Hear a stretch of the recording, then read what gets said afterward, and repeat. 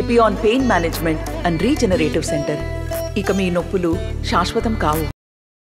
సిద్ధార్థ్ గతంలో ఇదే నందికొట్కూరుకి కొన్ని హామీలు ప్రకటించారు. రోడ్డు విస్తరణలు కావచ్చు, వాటర్ సమస్య కావచ్చు, వీటన్నిటి మీద అవన్నీ ఇంకా సక్సెస్ఫుల్గా పూర్తి కాలేదు.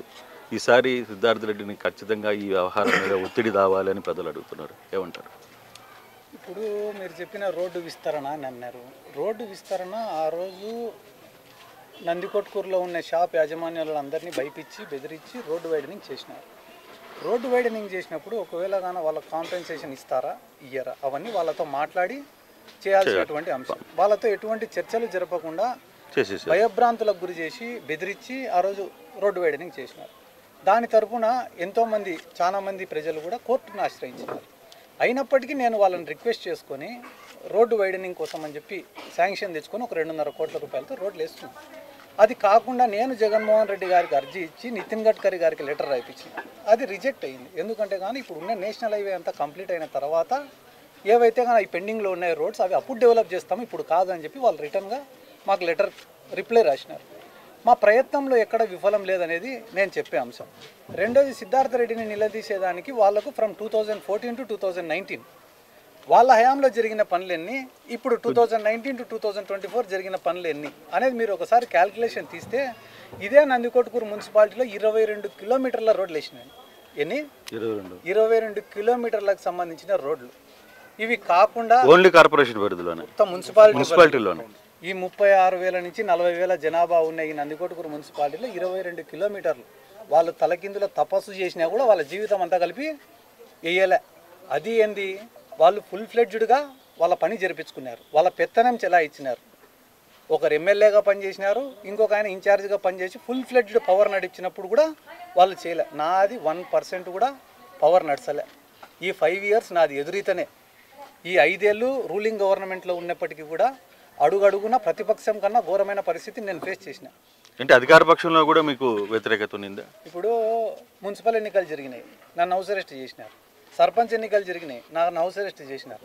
లాస్ట్కు టీడీపీ వాడు బైకాట్ చేసిన ఎంపీటీసీ జెడ్పీటీసీ ఎన్నికలకు కూడా నన్ను హౌస్ అరెస్ట్ చేసినారు.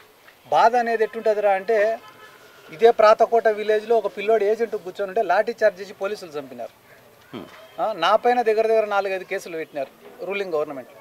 అవి ఏ పార్టీ వాడు పెట్టించినాడు, ఈ పార్టీ వాడా ఆ పార్టీ వాడా అనేది పక్కన పెడితే గాన ఈ 5 years మేము ఫేస్ చేసినటువంటి ప్రాబ్లమ్స్ మాత్రమే మీకు చెప్తున్నాం. కాబట్టి ఇంత నలిగినా కూడా నాది 1% ఒక ఎంఆర్ఓ బలకపోయినా, విఆర్ఓ బలకపోయినా, పంచాయతీ సెక్రటరీ బలకపోయినా, ఒక పోలీస్ ఆఫీసర్ బలకపోయినా మా వంతు ప్రయత్నం మేము చేసి ఫైట్ చేస్తూనే ఉన్నాం తప్ప ఎక్కడ కూడా చేతులు ఎత్తేసి అస్త్ర సన్యాసం ఎప్పుడు చేయలే.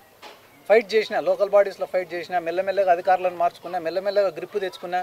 ఏదో ఒక రోజు గ్రామాలలోనే గ్రూపులు ఉంటాయి, ఒక గ్రూప్ టీడీపీ, ఒక గ్రూప్ వైసీపీ. కానీ టౌన్కి వచ్చేటప్పటికి డెవలప్మెంట్ చూస్తారు. కాబట్టి టౌన్ ప్రజలకు డెవలప్మెంట్ చేయాలనే ఉద్దేశంతోనే ఈరోజు 22 కిలోమీటర్ల రోడ్లు కానీ కాలువలు వేసినాము, డ్రైన్లు నిర్మించినాము, ఇవి కల్వర్ట్లు నిర్మించినాము, 3,000 ఇంటి పట్టాలు ఇచ్చినాము, 1,600 మందికి హౌసింగ్ ఇచ్చినాము, 30 బెడెడ్ హాస్పిటల్ చేసినాము, ఏబిఎం పాలెంకి పార్క్ ఇచ్చినాము, కొత్త మున్సిపల్ బిల్డింగ్ నిర్మిస్తున్నాము, ఒక ఇండోర్ స్టేడియం కట్టినాము. మీకు ఇంత అనర్గళంగా ఇంత ఆగిపోయిన షాదీఖానాను మళ్ళీ తిరిగి నిర్మిస్తున్నాము. ఆడ శ్మశాన వాటికి కాంపౌండ్ వాళ్ళు కట్టినాము. ప్రతి మీటింగ్లో కూడా ఎందుకు చెప్తానా అంటే నాది 1% జరగకుంటేనే సిద్ధార్థ రెడ్డిని చేసినాడే. నాది జరిగిన రోజున ఈరోజు మీరు అడిగిన వేరే ఊర్లకు స్టార్ క్యాంపెయినర్లకు ఎందుకు తిరుగుతాను అంటే నేను అన్ని ఊర్లు తిరుగుతే అన్నా జగన్మోహన్ రెడ్డి నన్ను ఒకరోజు సిద్ధార్థ నీకు ఏం కావాలా అంటే సార్ మా నందికొట్కూరుకి సాగునీరు కావాలా, తాగునీరు కావాలా అని ఆ రోజు కొట్టాడి చేపించుకున్నామని మీటింగ్ కాదన్నది అని చేపించుకోవాలనే ఉద్దేశంతోనే కష్టపడి తిరుగుతాను తప్ప ఈ ఈలలకు, కేకలకు, చప్పట్లకు, సెల్ఫీలకు, ఈ ఇమేజ్కు, ఈ క్రేజ్కి సంతోషపడే వాడికి ఇవి బాగుంటాయి. కానీ దాంట్లో నా సంతోషం లేదు.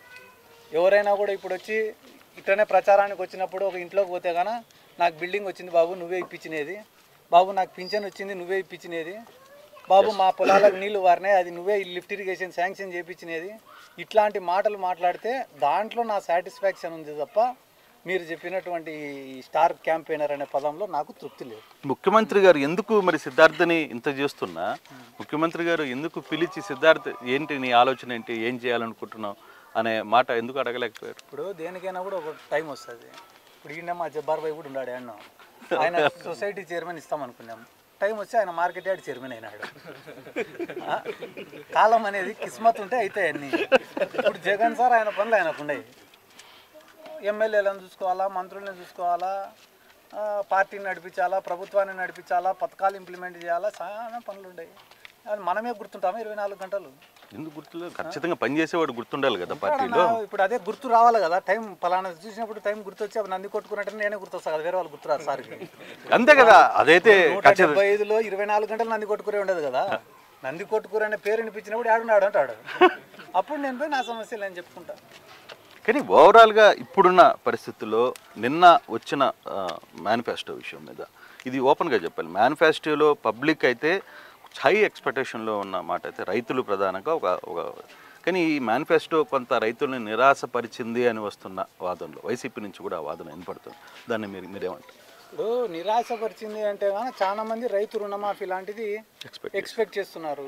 ఆయన అంత క్లియర్గా రాష్ట్ర బడ్జెట్ ఎంత, సంక్షేమానికి ప్రతి సంవత్సరము బడ్జెట్లో ఎంత కేటాయిస్తున్నాము, ఎంత మేరకు మనం చేయగలుగుతాము అనేది స్పష్టంగా అసెంబ్లీలోనే వివరించి చెప్పినాడు. చేయగలిగిందే చెప్తా, చెప్పింది ఖచ్చితంగా చేస్తా అనే ఒక నినాదం తీసుకొని మరి చెప్తున్నాడు.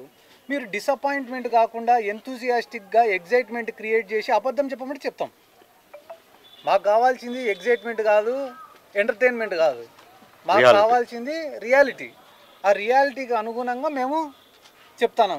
వద్దులే అబద్ధం చెప్తేనే మేము సాటిస్ఫై అయితే చెప్తాం, ఎన్నైనా చెప్తాం. సింగపూర్ ఏంది, ఇంకోటి కూడా చెప్తాం. వాళ్ళ నాయన వాళ్ళ తాతను కూడా కడతామని చెప్తాం. అవసరం తప్పు కదా.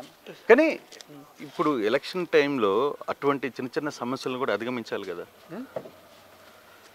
అన్న. ఇప్పుడు అవతల వాళ్ళు మీరు చెప్పింది కూడా కరెక్టే. ఉద్యోగస్తుడు ఉద్యోగం చేయాలా, వ్యాపారస్తుడు వ్యాపారం చేయాలా, రాజకీయ నాయకుడు రాజకీయం చేయాలని మీరు చెప్తున్నారు. అంటే సామధాన భేద దండోపాయాలన్నీ ఉపయోగించేని అధికారంలోకి రావాలని మీరు చెప్తున్నారు. కానీ ఆయన అట్లా చెప్పడం లే మా సార్. ఆయన లెక్కాచారం వేరు, ఆయన స్కూల్ వేరు. ఆయన స్కూల్లో ఆయన చెప్పినట్టు చదువుకోవాలా, కానీ సొంత సిలబస్ చదివితే ఫెయిల్ అవుతారు. స్టేట్ సిలబస్లో చేరినప్పుడు స్టేట్ సిలబస్ చదవాలా, సెంట్రల్ సిలబస్ చదివితే ఏమవుతుంది? అంతే.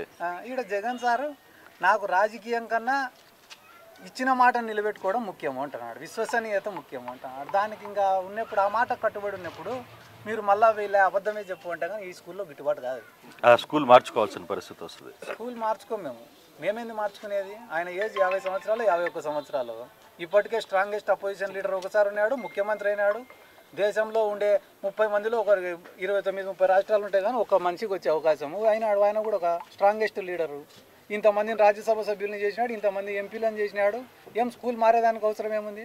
మరి ఫైనల్గా అయితే అచీవ్మెంట్ చచ్చిపోయి పొత్తులు పెట్టుకోవాలనుకునేటువంటి అయితే స్కూళ్ళు మారాలి. కానీ టీడీపీ పార్టీ జనాల్లోకి పోతే మెట్టుతో కొడతారని చెప్పి బీజేపీ పార్టీలో చేరిన సీఎం రమేష్ లాంటి వాళ్ళు అనుకోవాలి. కానీ నాది టీడీపీ అని చెప్పుకోలేక బీజేపీలో చేరి బీజేపీ టికెట్ తెచ్చుకునే సుజనా చౌదరి లాంటి వాళ్ళు. కానీ రూలింగ్ అయినా అపోజిషన్ అయినా మాకు లైఫ్ ఇచ్చింది జగన్. అట్లాంటప్పుడు సచ్చినా బతికినా ఆయనతో ఉంటాం తప్ప స్కూల్ ఏంది మారేది. నమస్తే అండి. ఇది వ్యాపారం గురించి కాదు, ఓటు గురించి. ఎన్నికల్లో ఓటు వేయడం మన హక్కు మాత్రమే కాదు, కర్తవ్యం. ఎంతో మంది మహా నేతలు శ్రమించి ప్రాణత్యాగం చేసి ఈ అవకాశాన్ని మనకిప్పించారు. అందరూ ఓటు వేద్దాం. ఎందుకంటే ఓటు హక్కు ఊరికే రాదు. నా ఓటు ఎవరికో తెలుసా? అది సీక్రెట్ అండి.